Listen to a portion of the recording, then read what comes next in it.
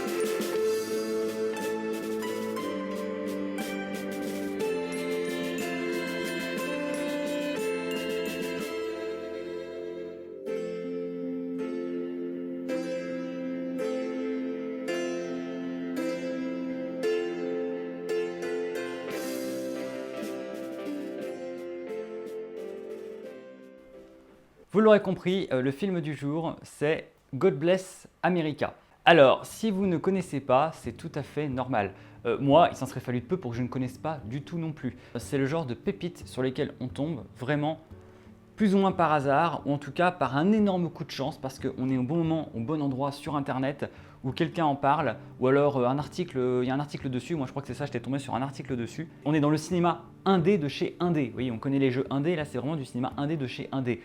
Voilà, un film qui a quasiment pas de budget, et pourtant qui a vraiment de la gueule, il n'y a pas de souci, le film fait pas du tout amateur, fait pas du tout seconde zone. Alors le titre God Bless America, c'est complètement ironique, il n'y a pas plus ironique que ça, puisque justement le propos du film est de montrer à quel point il y a apparemment de quoi bénir l'Amérique.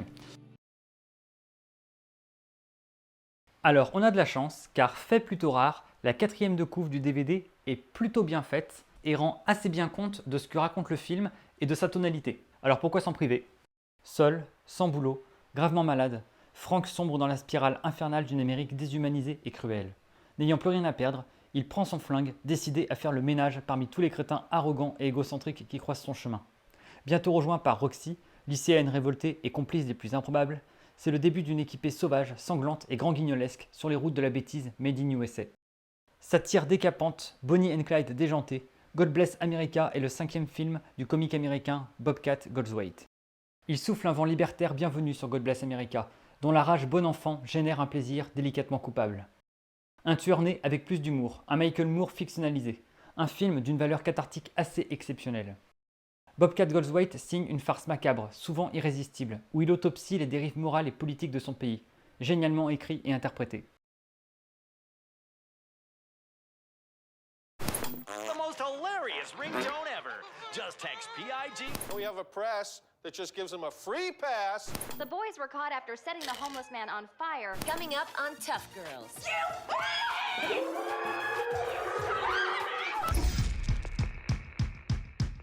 A tumor this size is very dangerous. Do you have any family? Oh, gotta take this. My name is Chloe. I live in Virginia Beach, and everyone loves me because I'm so pretty. I wanted an Escalade! This is the biggest day of my life, and I'm doing all the work! Hey, creepy. Isn't the schoolgirl thing a little played out? Don't move and don't make a sound. If you want the car, just take it. My parents got me the wrong one anyways. Yeah, that's a tragedy. Did you just kill Chloe? Awesome. And that was a fantastic start. Do you take requests? Who are you killing next? The Kardashians? People who use rock star as an adjective. People who give high fives? Anyone who wears crystals. You're friggin' Rambo, man. What are you looking at, old man? I'm recording this. Thanks for not talking during the feature. Thanks for turning off your cell phone. You're welcome. Why have a civilization if we're no longer interested in being civilized? Hey, buddy, what's wrong? A lot. A lot of crazy people out there. I only want to kill people who deserve to die. Frank, What? this is more fun than killing yourself, right? I don't know. Yeah, I guess. I know it's not normal to want to kill, but I am no longer normal. Really gotta take both those spots? Yeah. This is the best day ever!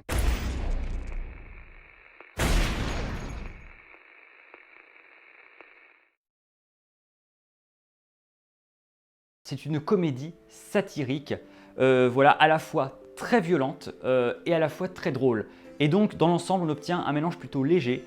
C'est pas un film plombant, c'est pas un film dark, c'est pas un film glauque. C'est un film, certes, où il y a de la violence, mais une violence plutôt comique. Une violence, voilà, tournée avec légèreté. Comme parfois Tarantino a su le faire, mais là vraiment en beaucoup plus foufou et en beaucoup plus drôle. On a cette scène d'introduction sur laquelle je ne dis pas plus, mais voilà, qui déjà donne le ton du film. Vous allez voir, en 2 minutes, vous aurez compris le film. Le ton, vous allez direct savoir si ça vous dérange ou si ça vous plaît. Il faut vraiment voir le film au 14e degré, ça c'est très important. Il faut venir équipé de son 14e degré. Si vous êtes là avec votre premier degré, ce n'est même pas la peine de voir le film. Vous allez juste être choqué, révulsé, vous allez en plus prêter des intentions au réalisateur qui ne sont pas vraies, puisque le réalisateur s'est assez exprimé là-dessus, il n'incite évidemment pas au meurtre. Maintenant, ce n'est pas un film que drôle, il y a vraiment un propos, un fond derrière, un fond politique, un fond social, une véritable dénonciation et une volonté de prise de conscience sur ce que devient la société. Alors je disais que God Bless America est une satire et vraiment ce côté satire est vraiment revendiqué par le réalisateur et même par le personnage dans le film en fait à travers lequel le réalisateur s'exprime. Enfin, le personnage de Frank compare les émissions de télé-réalité aux jeux du cirque moderne. C'est une comparaison qui a souvent été faite avec des mises à mort, des mises à mort publiques, c'est-à-dire qu'on prend le plus faible, on prend le plus ridicule d'entre nous et en fait comme pour se solidariser en fait entre personnes qui se sentent supérieures ou fortes, et bien en fait on dénonce la cible facile, le bouc émissaire en fait, et tout le monde se moque de lui et tout le monde décharge en fait un petit peu sa méchanceté sur lui pour se sentir un petit peu grandi, supérieur. Comparer en fait tout ça, tous ces phénomènes de société au jeu du cirque moderne, eh bien c'est une comparaison qui est très révélatrice en fait, qui est lourde de sens puisque justement Frank va jusqu'à dire que c'est le signe en fait de la chute d'un empire. C'est ça que les Américains ont tendance à penser qu'ils sont un peu le nouvel empire romain, quoi, hein, que c'est eux qui maintenant dominent le monde, tout le monde parle anglais, c'est eux le centre de l'univers, New York c'est un peu la nouvelle Rome, etc. On sait que les Américains ont un peu cette vision-là d'eux-mêmes. Malheureusement pas forcément si fausse, c'est quand même eux qui influencent le plus notre culture, la mondialisation, etc. Bref, autre sujet. On a cette image en fait que un empire, la chute d'un empire est proche, quand ces mœurs commencent vraiment à se déliter, quand ça commence à se barrer en live, quand la bêtise prend le dessus sur la grandeur, sur les valeurs, sur les principes, sur l'intelligence, sur l'intégrité, sur la morale, sur la loyauté, etc. Et ça a été décrit par un auteur classique, un auteur latin pour l'Empire romain, et c'est Juvénal. Les satires de Juvénal. Vous voyez, satire, on est dans la satire. Comment en fait on va dénoncer des travers de la société en insistant bien dessus et en fait en les moquant, en fait, en les attaquant avec un humour un peu corrosif, un peu agressif, et on va les présenter comme ça au lecteur, en fait, cette puanteur comme ça, on va lui présenter au nez et il n'aura plus le choix en fait que de la reconnaître en fait, tout en avec un rire en fait un peu ironique quoi. On fait rire mais en même temps on rit jaune. Et donc Juvénal, c'est un auteur de la vraiment tardif, hein, un auteur latin, un romain tardif.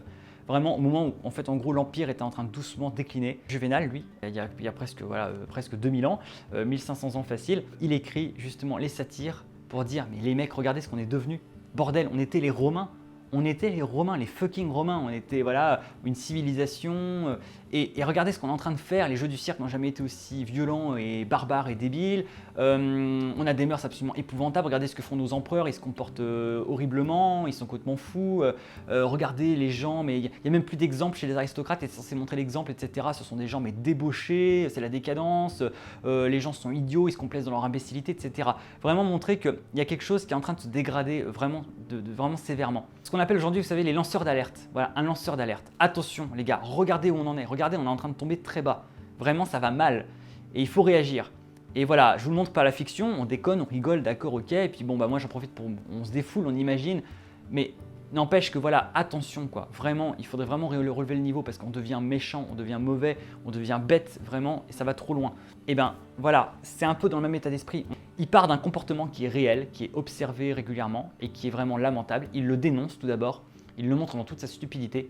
Et le second temps, là on est vraiment dans la fiction, dans le délire, il décide que pour défouler le public, pour s'amuser de ça, pour vraiment aller à fond dans le délire, et ben voilà, on imagine que les deux héros se mettent à flinguer les gens qui font ça parce que pour nous libérer de pulsions que nous-mêmes on a, parce que combien de fois on dit parfois je vais les tuer, ceux qui font ça, je vais les buter. Voilà, c'est des façons de parler, on ne le fera pas, mais les personnages sont là pour le faire à notre place et matérialiser en fait c'est ce fantasme. Tout ce que décrit le réalisateur, c'est qu'en gros, avec sa femme et sa fille, ils sont très très choqués de beaucoup de choses qui se passent aux États-Unis par rapport à ce qu'ils voient à la télé, dans la télé-réalité, dans les documentaires, dans le quotidien, sur la bêtise humaine, sur les gens, à quel point ils sont médiocres. Et donc que parfois, ça génère des petites pulsions meurtrières.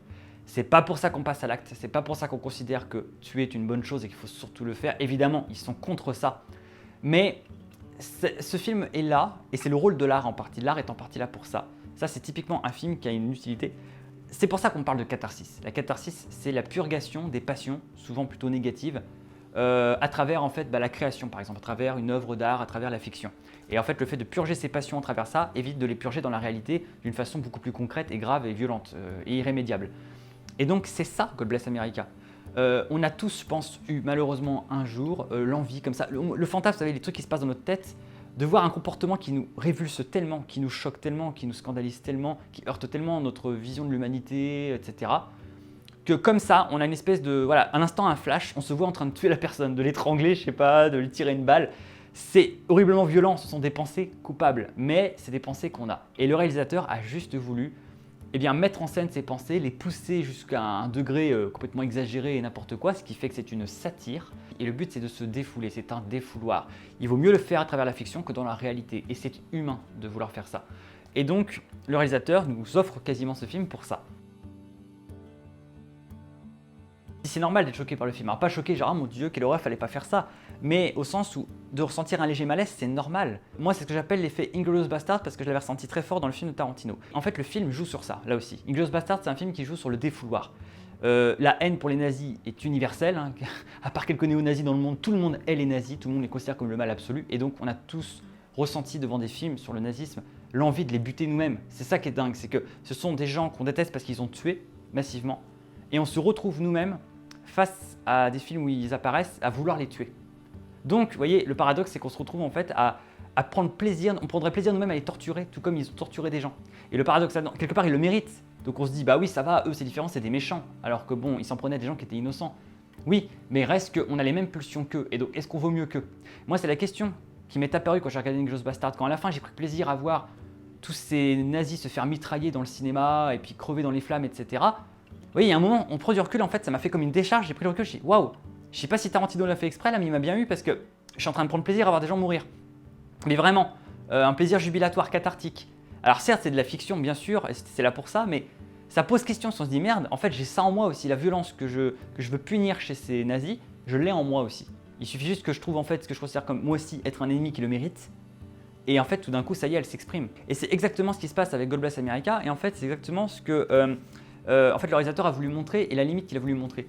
Ce qu'il veut dire par là, c'est que en fait, Frank, son héros, est quelqu'un de plutôt bien et effectivement qui a raison sur la société, qui a raison dans son regard désabusé sur la société, sur les reproches qu'il lui fait et la haine qu'il lui voue finalement à cause de sa bêtise. Mais le problème, c'est que dès l'instant où il prend des armes et il commence à aller tuer des gens, il devient presque pire que les gens qu'il vient punir. Vous savez, il y a un autre film en fait où il y a cette démarche-là, je trouve, c'est dans Sweeney Todd.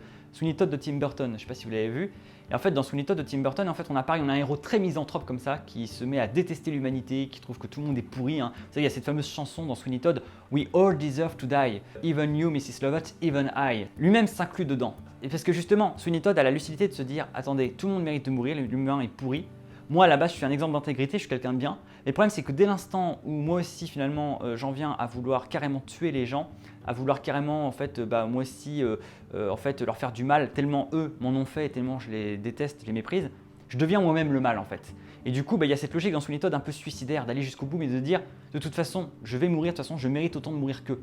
Je suis celui qui prend la responsabilité de les supprimer dans ma chute, de les emporter avec moi, parce qu'il y a plein de gens qui méritent de mourir, mais moi aussi, je mériterais de mourir à la fin. Moi aussi, je dois être le dernier à disparaître parce que finalement, voilà, je le mérite autant qu'eux, finalement, à cause de ce que j'ai fait. Et la logique de Frank est un peu la même, on sent. C'est une espèce de cavale sans issue, de logique suicidaire qui est de toute façon, tout le monde est pourri, mais je me suis moi-même mis les mains dans la merde pour le montrer et pour le punir. Et du coup, moi aussi, à la fin, finalement, je mérite autant de mourir qu'eux, sinon plus.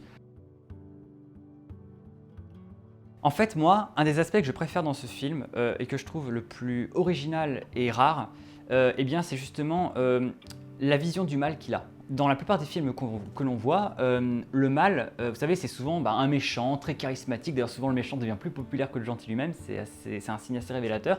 Voilà, un méchant et qui a généralement un projet de société ou un projet de destruction. En tout cas, un méchant qui a un projet et un projet de très grande envergure. Un méchant qui a un passé torturé, des émotions finalement assez nobles, en effet, très noires, très négatives, mais au fond, dans leur négatif, elles ont de la noblesse. On est vraiment dans le tragique, en fait, dans des personnages tragiques qui ont de l'épaisseur, qui ont de la carrure. Et ça, ok, c'est sympa, c'est intéressant, et ça reflète aussi certains méchants auxquels on a eu affaire dans l'histoire. Et en fait, ce film-là ne s'intéresse pas du tout à ce type de méchanceté-là, ce qu'on pourrait appeler la grande méchanceté, entre guillemets, si on devait faire des hiérarchies. Les vrais méchants, la méchanceté la plus courante, ou le mal le plus courant dans la vie, dans la réalité, malheureusement, c'est la médiocrité. Ce n'est pas la grandeur comme ça, le grand mal absolu. Le mal absolu, il est rare et on ne le rencontre pas au quotidien. Ce qu'on rencontre au quotidien, c'est la médiocrité, c'est le mal quotidien, le mal ordinaire. C'est la petite méchanceté, la mesquinerie. Il n'y a rien de noble là-dedans, il n'y a pas de charisme, il n'y a pas de projet de société, la personne n'a pas de philosophie derrière ou de vengeance ou je ne sais quoi. Ça, c'est des trucs de mal absolu, de grands méchants de cinéma. Et ce film, c'est peut-être le seul film ou un des rares films à avoir représenté cette médiocrité. Il n'y a pas de grands méchants. Il n'y a pas de Dark Vador ou je ne sais quoi. Tout ce qu'il y a, c'est des humains, des êtres humains dans toute leur médiocrité, dans tout leur pathétique, dans tout ce qu'il y a de plus minable, des citoyens américains lambda. Pour finir au sujet de ce film, je dirais juste qu'il est plus que jamais d'actualité. Enfin, quand on pense qu'il a été réalisé sous Obama, il a été réalisé entre 2009 et 2011, donc on était au début du mandat Obama. Et Obama, ça va, ça a été un président assez populaire, ça a été un bon président, quelqu'un de bien dans l'ensemble. Voilà. Et donc, quand on pense qu'aujourd'hui, c'est Donald Trump, le président des États-Unis, vous vous rendez compte? Mais je ne sais même pas si dans ses pires cauchemars, le réalisateur l'aurait imaginé. Et donc, le film est plus actuel que jamais, puisque plus que jamais, on est dans cette société-là. Le peuple que dénonce déjà le réalisateur dans son film, c'est celui qui a élu Donald Trump président. C'est-à-dire que ça ne s'est même pas arrangé depuis, ça s'aggrave. Donc, le film est plus que jamais d'actualité. Mais il ne parle pas que de l'Amérique. Évidemment, il se centre sur l'Amérique, mais en fait, ça parle de nous aussi. L'Europe n'est pas trop en reste dans le domaine. Mais effectivement, là, quand même, ça pose question. On se dit, mais c'est quand même pas vrai, quoi. La bêtise a encore franchi un cap. Elle a carrément accédé au pouvoir. Et bon, là, ça fait plus penser à un autre film assez connu, mais plus connu que celui-ci, mine de rien, pourtant indépendant aussi, mais Idiocratie, le fameux film Idiocratie. Et donc, les choses ne vont pas en s'arrangeant. Et donc, plus que jamais, dans l'Amérique de Donald Trump, voir ce film, ça peut défouler, ça soulève de bonnes questions, c'est pertinent. Et donc, pour toutes ces raisons que j'ai évoquées, que j'ai développées, je vous le conseille très chaleureusement parce que, voilà, si vous accrochez au concept, en fait, au pitch, eh bien, vous allez à la fois vous marrer, à la fois vous défouler, à la fois réfléchir. Bref, il y a plein de choses comme ça qui se rejoignent, qui se mélangent en le regardant et tout cela est très agréable. Tout ça avec une BO bien péchue, il y a des bonnes musiques, c'est bien réalisé, c'est plutôt bien léché, c'est vraiment bien fait. Donc je vous le conseille. God Bless America par Bobcat Goldthwait. C'est tout pour moi pour aujourd'hui, c'était déjà assez long comme ça. Je vous remercie d'avoir regardé cette première vidéo de conseil cinéma, conseil DVD. Il y en aura d'autres prochainement, vous serez tenu informé si vous êtes abonné ou sur les réseaux sociaux. En attendant, moi je vous laisse, je vous souhaite du coup un bon film ou de bons films ou de bonnes séries, bref, continuez à voir des trucs et à lire. Et puis je vous dis à la prochaine. Salut les Happy Few.